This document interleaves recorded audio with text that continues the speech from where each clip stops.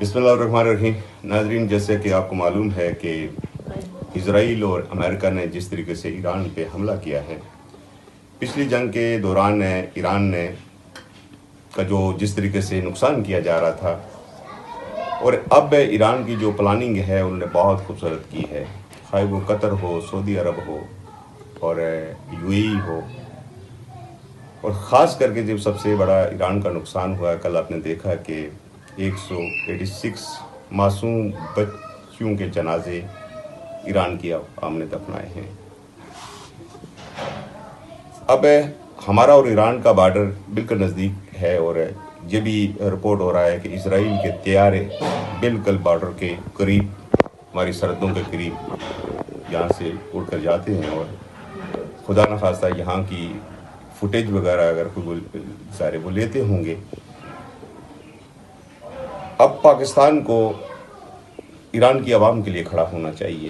عوام تو کھڑی ہے، لیکن جس طریقے سے یمن بورڈ پیس معاہدے کے اندر گئے ہیں، انہوں نے جا کے معاہدہ کیا، اس کے بعد ڈونلڈ ٹرمپ نے انہیں افغانستان میں انگیج کیا ہے، اور افغانستان میں انگیج کرنے کے بعد اس نے اسرائیل کے ساتھ مل کر ایران پر حملہ کیا ہے.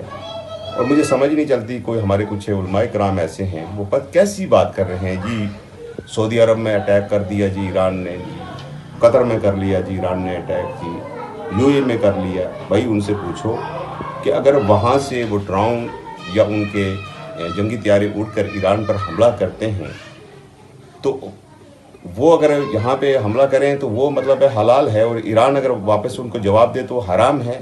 یہ چیز نہیں ہے. پہلے ان سے یہ پوچھیں کہ آپ نے امریکہ کو دیا کیوں، اڈے کیوں دیے.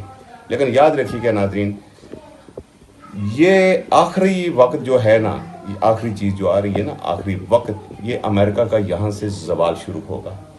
آپ نے دیکھا کہ یہ رجیم چینج کرنے کے لیے جا رہے تھے اسرائیل کے اندر، اور آپ نے دیکھا کہ ایران کی عوام کس طریقے سے 86 سالہ بزرگ آغا سید خامنہ ای صاحب کے ساتھ کھڑی ہوئی ہے، اور کل ان معصوم بچیوں کا اپنے جنازہ دیکھا ہے.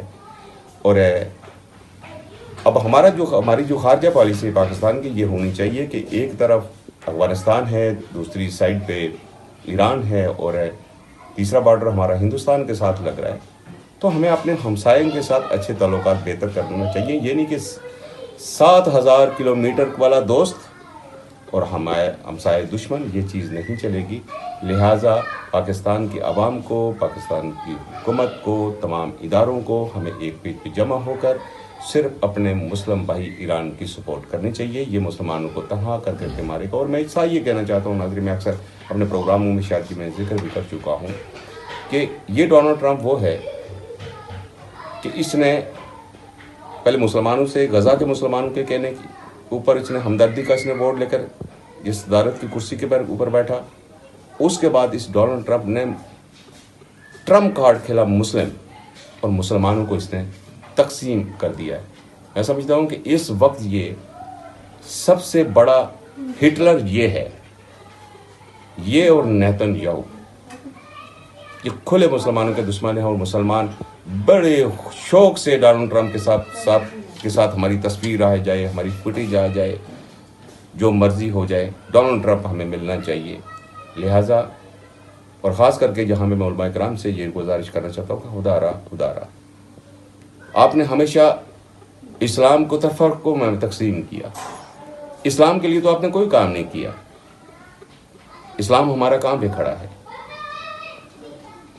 اسلام تو یہ کہہ رہا ہے کہ اگر کسی مسلمان بھائی کو کوئی تکلیف ہے، آپ کا جان، آپ کی مال، آپ کی دولت، سب کچھ اس کے اوپر آپ نچھاور کر دیں. یہاں تک ہے ناظرین، انشاءاللہ اگلے پروگرام میں پھر ملیں گے. تو اللہ تعالیٰ آپ کو حفظ و امان میں رکھے. اور یہ ماہ رمضان کا مہینہ ہے، اور ماہ رمضان کے مہینے میں خالق کائنات ہمارے سب کے صغیرہ کبیرہ گناہوں کو معاف فرمائے. آمین الہی آمین. اپنا خیال رکھیے گا. خدا حافظ.